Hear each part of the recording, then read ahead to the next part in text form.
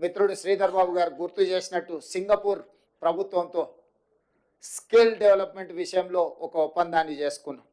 ITE information technology ఎడ్యుకేషన్కి సంబంధించి సింగపూర్లో 10th చదువుకున్న తర్వాత పిల్లలందరికీ కూడా సాంకేతిక నైపుణ్యాన్ని అందించడం ద్వారా ప్రపంచంతోనే పోటీ పడే నిష్ణాతులను సింగపూర్ సంస్థ తయారు చేస్తుంది.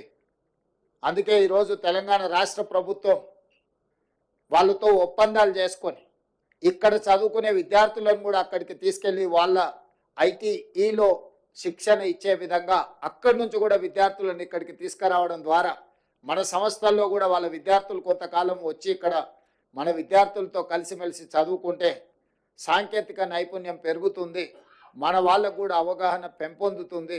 తద్వారా ఎంతో లక్షలాది మంది ఈ తెలంగాణ రాష్ట్రంలో సాంకేతిక నైపుణ్యం లేక నిరుద్యోగులుగా ఉన్నారో వాళ్ళందరికీ ఉద్యోగ ఉపాధి అవకాశాలు కల్పించడానికి సింగపూర్ రాష్ట్ర ప్రభుత్వ ఆధ్వర్యంలో నడుస్తున్న ఐటీతో కూడా తెలంగాణ రాష్ట్ర ప్రభుత్వం ఒప్పందాలు చేసుకోవడం జరిగింది.